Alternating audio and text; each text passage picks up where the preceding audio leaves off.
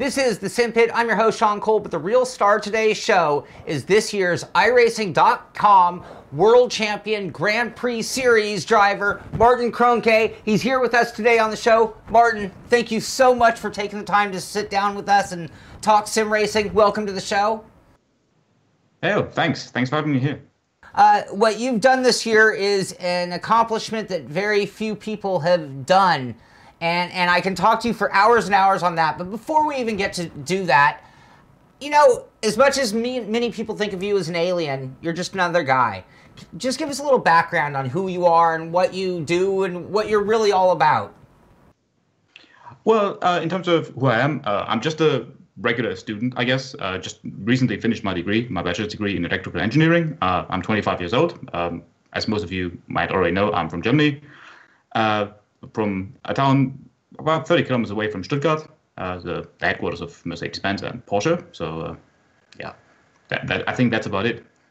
Okay, very, very sophisticated stuff. So, do you have any other kind of hobbies beyond just sim racing? Yeah, generally, pretty much anything that is, tech related. I'm pretty much into anything that is somewhat microprocessor related, computers, overclocking, also a little bit of photography. It's also a nice hobby, but other than that, not really that much. I'm fairly much into cars, but unfortunately, money and skills aren't enough to really modify cars that much. So that's a little bit limited. Well, maybe like many others, sim racing will lead to that kind of opportunity for you. Now, you have some prior experience. I mean, this year's World Championship was a big thing, but I mean, let's go back in time. You've actually sim raced for a long time. I'm assuming from your bio, your dad kind of turned you on to sim racing. Does that mean your dad's sort of a racing fan in general as well? Yeah, he is a racing fan, although he never really got to race himself, sadly. He just, as it states in the bio, he bought a computer from his workplace that has been sort of discarded from work. And he also bought a couple of games. One of them was NASCAR Racing from Papyrus, the original one on I think, Windows 3.11 or maybe even DOS. I don't even remember correctly. And yeah, I watched him played myself, although I didn't know what I was doing. I was mostly doing, things that aren't necessarily meant to happen, like driving the wrong way and wrecking other people. But at that time, when I was like 3 or 4 years old, that seemed fun. Sure. And yeah, ever since, I've stuck with it, really. Awesome. Now, way back then, were you using a wheel, or was this like with the keyboard, or with the, what do you... At first, I think we've used a keyboard and then a joystick, which is probably more meant for flight simulations and whatnot, but we didn't have a steering wheel back then, so that had to do. And I think the first steering wheel probably came around the very late 90s, 97, 98 maybe. But there was a steering wheel that basically just had a spring inside it, 90 degrees to the left, 90 degrees to the right, no force feedback whatsoever. Terrible pedals.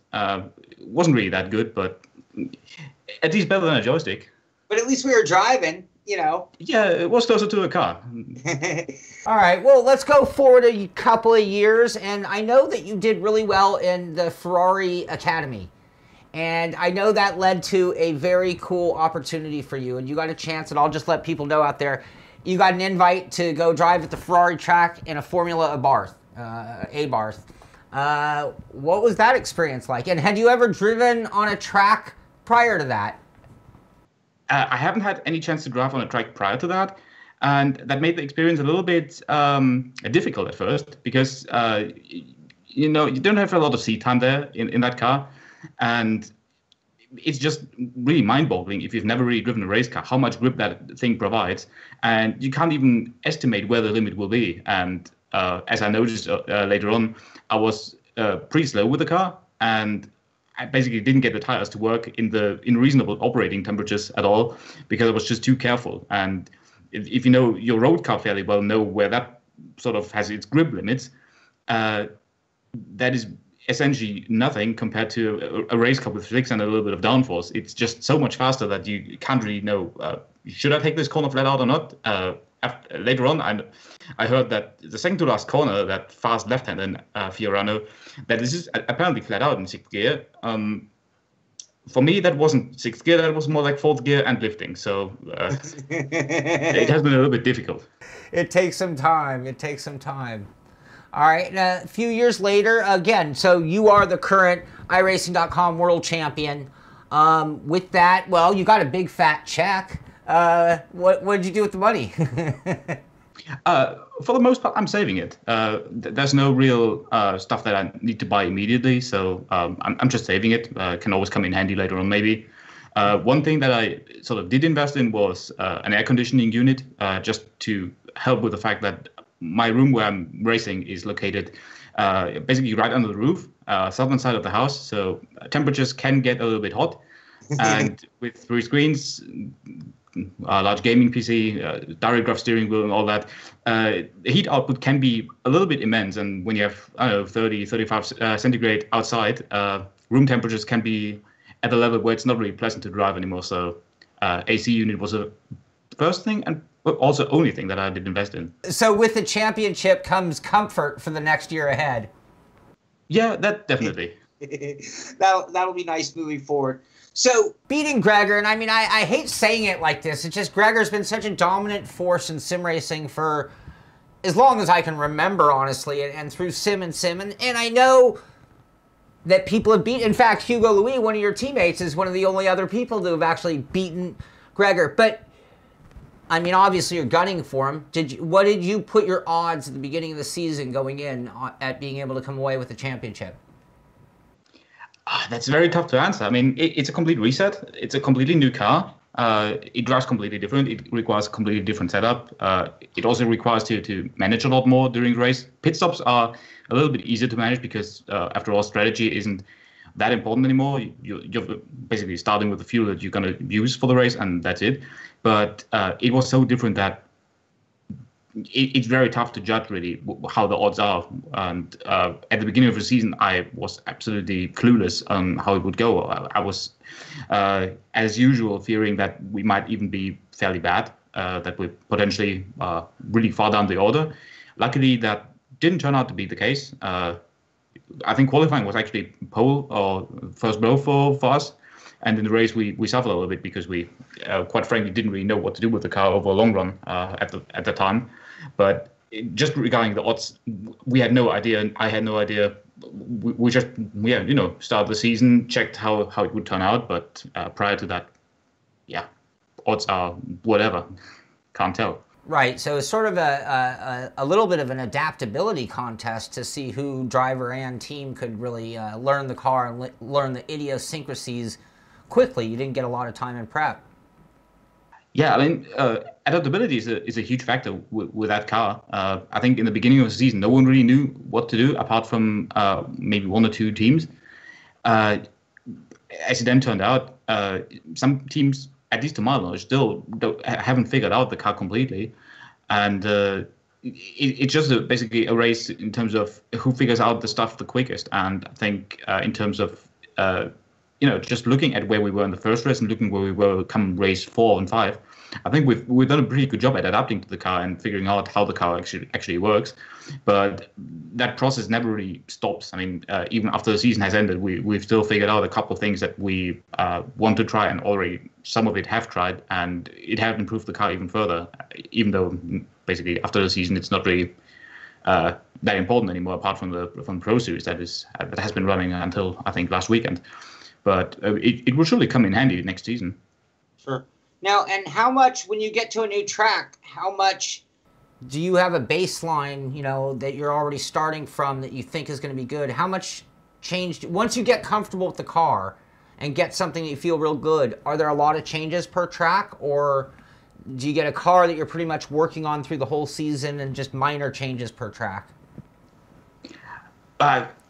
As long as the downforce trim is somewhat suitable for the track, I don't think that there's too many changes really. There's only a couple odd tracks where, for whatever reason, the baseline that we had, it would just not work for one reason or another. Sebring was one of the cases because it's just too bumpy. You need to sort of have a little bit of an oddball setup there to make the car drivable over the bumps. Spa was another example where we had to deviate from our sort of baseline for that characteristic a little bit. But typically, it's not that many changes really. It's only the odd spring rate change, front or rear, or sometimes a little bit of work on the differential, but it's no really radical adjustment. It's always fairly close to the baseline that we have. Going into next year, I mean, everybody gets to learn. Is Gregor the kind of person who like comes back at you stronger next year? Or do you feel like you go in saying I'm the champ and everybody's now fighting for second behind me? Certainly not. I mean, Gregor has bounced back from his defeat in 2011, and I'm sure that he will probably have learned as well during the winter. And obviously, since Bono and also Frake have done the Pro Series, I'm sure they've done their testing already for the Pro Series, and I'm sure they'll be much stronger this year. And I think everyone is getting stronger. It's not like the series is going to be easier now. I think it's going to be even more competitive. There's a couple of new drivers coming in from the Pro Series, strong drivers at that, and it's surely going to be more competitive and by far, more difficult overall. Right. Now, I know I did, again, a little checking, and I know you run a Bodner wheel. I know you run Huskenveld pedals on sounds like a custom aluminum rig. When did you step up to that level of equipment? Pretty much at the point where my former steering wheel broke down. That was in the VIR race in 2014, which was unfortunate since I had to do basically the entire VIR race with a sequential shifter, which on a 7-speed gearbox, and that kind of speed, it's not exactly comfortable. And since I've driven the Bodner wheel just a couple of months before that at a friend of mine, and I got to try it and got spoiled by trying it. I knew if something breaks, there's no going back really. If anything, if I can't get it replaced by a warranty, which wasn't the case at that time, the only way to get a steering wheel is either open sim wheel or Bodner. The open sim wheel was just about to sort of take off, and it was at a development stage where it wasn't really reliable, and it would only work with iRacing. And at that time, I didn't know. Do I get a steering wheel that only works with iRacing, and should I ever switch simulations? Bad luck. Then I have to get another steering wheel. So I went with the Bodner at that time. And in terms of pedals, I think I've upgraded to sort of really high-end pedals. The first time in 2011, after my pedal set that I had before broke down, went to CST pedals, the F1 style version. And after I got to try the Heusinkveld, I think it was the Pro pedals only. It wasn't the Ultimate. Also at the same friend of mine where I tried the Bodner wheel, I decided, at some point the upgrade will come. And I went to Pros, and then beginning of last year, I went to Ultimate because the force levels have been, they've been maxed out, the Pros, so I switched to the Ultimate. Awesome. So who's this rich friend of yours with all the great equipment? He's probably fairly known in the German community. His name is Henning Piet. He's also the guy that has built my rig, my aluminum rig, and he has been around basically for ages now with motion simulators and whatnot. At least in the German community, he's really well known. I think in the international community, he's also fairly well known. So I know his name very well, very well.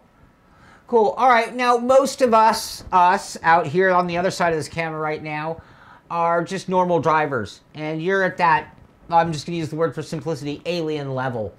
What do you think is the real difference between the guys who are, very good racers, but they're just not making that crossover to that next level?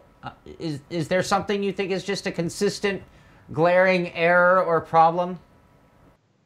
I don't know, really. I've looked at quite a lot of telemetry from drivers that aren't as quick, and I don't really see a very clear pattern that makes them sort of not reach that kind of level of lap times.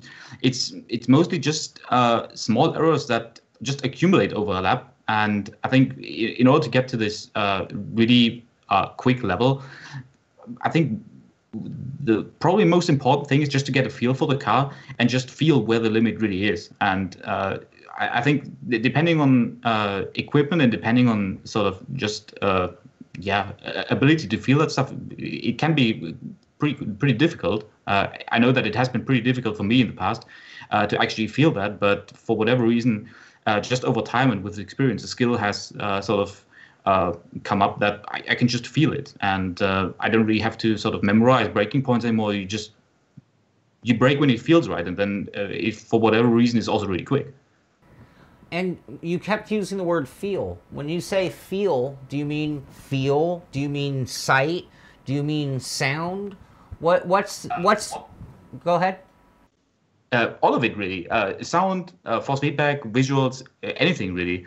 And it goes to a point where it's somewhat annoying if you get asked by a teammate or by pretty much whoever, where do you brake for that corner or what gear are you in? In terms of braking point, I always have to answer, I don't know. I have no clue what I'm doing. I'm braking whenever it feels right at whatever visuals that probably I'm seeing subconsciously. I'm not really paying attention to it. But if someone asks me what I'm doing, I don't know. Right. Have you used Oculus at all? I have one. I've used it extensively. I really like it. The only issue that I see so far with it is that for whatever reason my head gets really warm when using it, and it gets to a level where it feels a little bit uncomfortable, and it's also putting a little bit too much strain on my eyes. Really, after 1.5 hours of usage, it's a little bit tiring, really, and I don't really dare to do a race yet with it. But for testing and just for messing around, it's really good fun. It's a lot more immersive than triple screen, and I think it should be pretty good. I think when they get maybe the next generation out with higher resolution and maybe a little bit less strain on the eyes, it should be really good and for sure raceable as well. I completely agree. So did you happen to compare data between running with Oculus versus running without, just to see if your braking zones were similar? I have actually done a little bit of comparison, and I've been a little bit slow with the Oculus, just marginally, about half a tenth usually. But braking-wise, it looked pretty much the same. The only difference that I could really spot is that I was a little bit less precise with placing the car at the very edge of the track or hitting the apexes as good as on triple screen. On triple screen, I could just get a little bit closer to a wall or to the edge of the track. Whereas on the Oculus, I was just leaving a little bit too much space. But I think that's probably just, it would take a little bit of time to get used to it. But ultimately, I don't think that if you adjusted to it, Oculus would be slower or faster in any form. Now, getting back to World Championship level racing, when you're in one of these races, you're up here in your hot attic sweating as of last year. How intense is it out there when you're running against those guys at that level? It is really intense, and it's intense to a level where I thought at some point, with a little bit more experience, when you're sort of a seasoned racer, it would go away. But I remember that the first time I started the World Championship Series race, not necessarily a Pro Series race. The Pro Series was kind of relaxed, even though the level wasn't that much lower back then. But the first World Championship Series race, I was basically shaking. My foot that was basically resting on the clutch was sort of shaking a little bit. And I was really, really nervous. And I thought, well, it's the first race. It will probably go away. And for whatever reason, 5 years later, that is still happening. And I guess that pretty much shows how intense it is and how nervous one gets, even if you're sort of pre-experienced, I would say. And yeah, it's really intense. It's insanely competitive. That's cool to hear. That's the same jitteriness that I get before every race on iRacing. So how much time do you put in on a weekly basis? When, again, you're going up against the best in the world. I'm assuming you know every track. We all know most of them. When you get there, what are you working on? How much time do you spend? It usually depends on how much time I have available. Last year has been kind of busy with university since I was in the middle of finishing my degree and doing my bachelor thesis. So at some races, I've spent a little bit less time than I would have liked to spend. But typically, I try to get at least 30 minutes to 1 hour of practice each day. Much more than that is usually not really effective anymore. So for me, there's no point in driving 2 hours straight each day. After 1 hour, so my concentration level drops to a level where it's not really that productive anymore. So an hour of driving or so, that is perfectly fine. And in terms of what I'm working on, usually just setup and getting data for it and improving the car. Usually learning the track and figuring out how to drive the car there, that's usually done within usually the first hour of driving, so that doesn't really take that long. But as soon as I sort of know what to do with the car, I'm starting to just work on setups and try to make the car a little bit either better over a long run, easier to drive, or just go for better pace. Okay. Now, I mean, you're with Coanda Motorsports, and you guys are becoming one of the most dominant teams out there. Gosh, you guys, congratulations. You just came off a big win at Daytona. And you guys are doing incredible with the Blancpain Endurance Series. What's going on over there at Coanda? How are you guys getting this like real big push? Amazing drivers over there. I mean, I could go on and on. Hugo Louis, Mitchell DeJong, Klaus Kivickas, Jesse Neiman, and I mean, that's just to name a few. All those are first-rate drivers right there. What are you guys doing at Coanda? In terms of how we get the success, I don't really know. It's mostly just really focused testing and just really disciplined work when we're trying to prepare for the races. Other than that, there's not really that much to it. I don't think that we have any sort of magic secret that makes us quick or consistent. It's, I don't know, probably just hard work and disciplined work. How much do you use data? You mean in terms of telemetry? Yeah. Quite a lot, really. First of all, we mostly use VRS to just compare data between the drivers. So if you have a teammate that is quicker than you in certain sectors or over the whole lap, that is a huge help to just figure out what he's doing differently and, you know, how to adjust your driving to get to the same lap times. And we're also using Motec fairly much, or Atlas, depending on who in the team is doing it. I'm sort of switching back and forth between Atlas and Motec all the time because some features work better on Motec, some work better on Atlas. But just for building the setups, I think data acquisition is a hugely valuable tool. You can essentially get to a drivable setup and to a quick setup much quicker if you just know what to look for and sort of just look at the data, sort of figure out, is it in the window you want it to have? If it isn't, adjust a couple of things on the setup, and it's much quicker to just get to a drivable and really quick setup if you know what to look for in the data. Okay.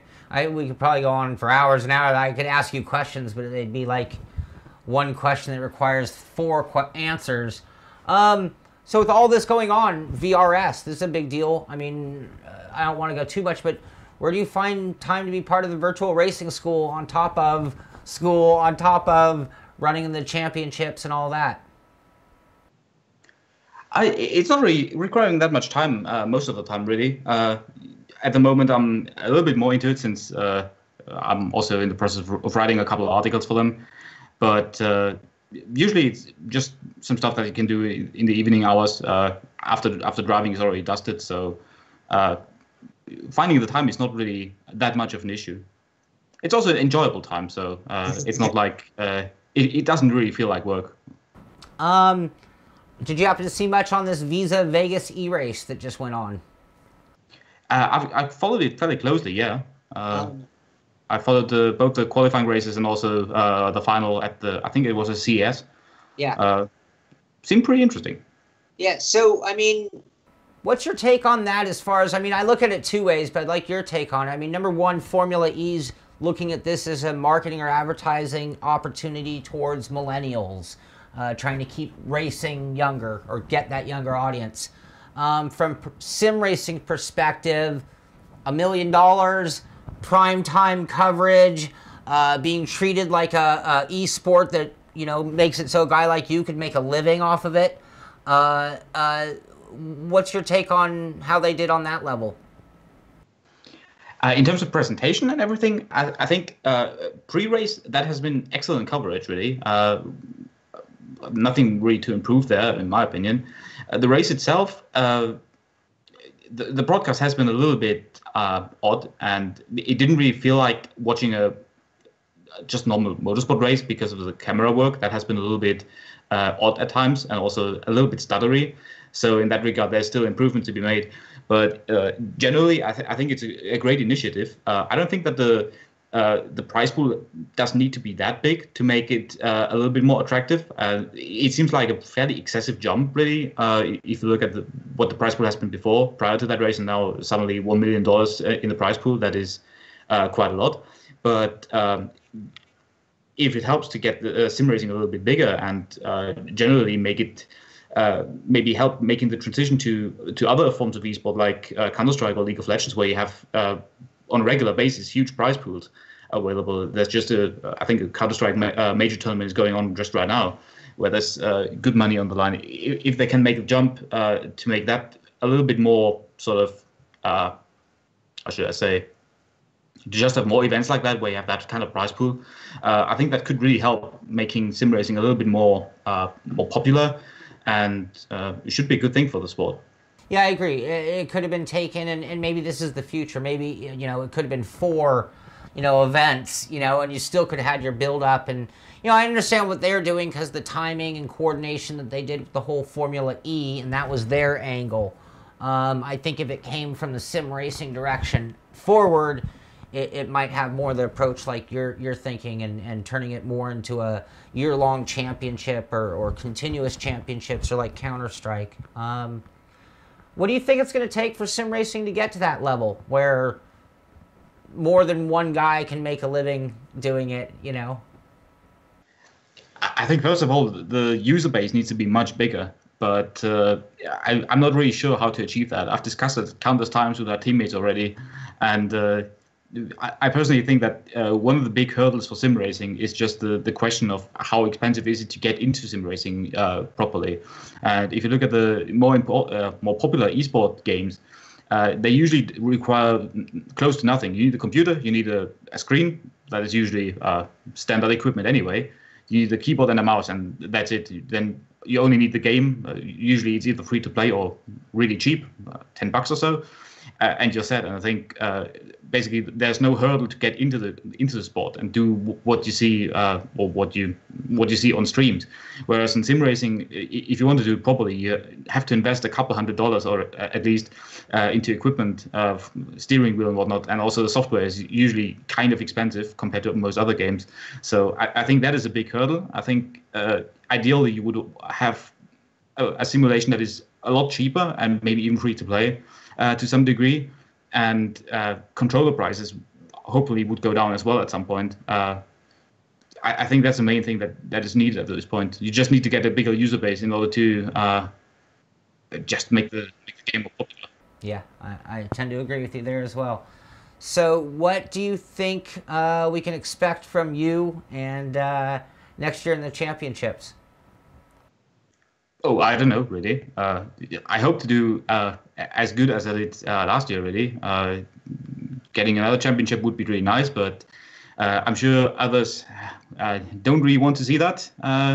So, yeah, just gotta try.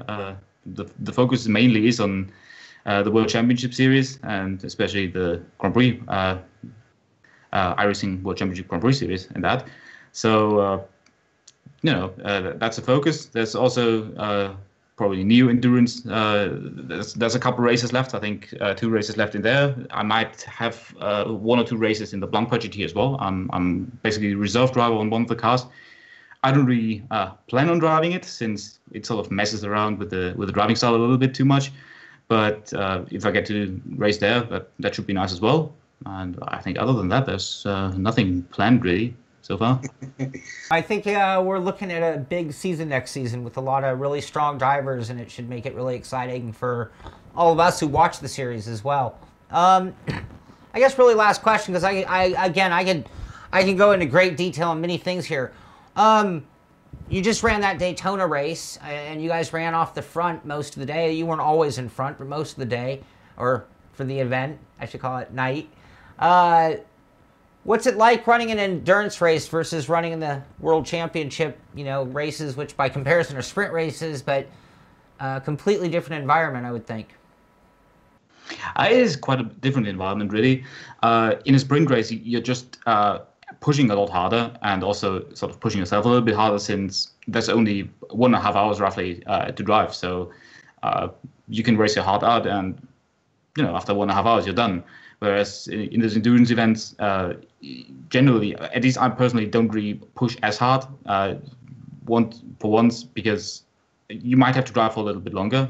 My stints have been scheduled to be 3 hours long, and if for whatever reason the driver that is supposed to take over has, I don't know, maybe the alarm didn't go off or whatever, you might have to drive a little longer than you usually expect. And the other reason is, for me, where I don't push as hard, you're racing for a team. And in a World Championship Series, if I mess up and put the car into the wall, well, not good, but it's my problem after all. But if I sort of end the race early for a team event, that's not only me who's disappointed. It's also a couple other drivers that will be disappointed as well. And no one wants to be that guy that has put the car into the wall. So usually taking it a little bit easier there. Awesome. Well, Martin, like I said, I could talk to you forever. I have so many things I go into great detail. We could talk telemetry, we could talk racing, mindset of racing. But I want to thank you a ton for joining us today. And one more time, I have to congratulate you. I think I'm gonna personally around here we call you the Dragon Slayer. You know, you took down Gregger Huttu. Nothing against Gregor, nothing against you, Gregor. It's just it's nice to see when the series gets that competitive. Yeah, thanks a lot for having me here and taking the time. So there you have it. What a guy, world championship level driver. One of these guys, again, you can see with that education behind, you can see they're looking at data, they're taking it ultra seriously. What's the difference between us guys and the aliens? They take it that much seriously. This is the Simpit. I'm Sean Cole, and I'll see you on the track.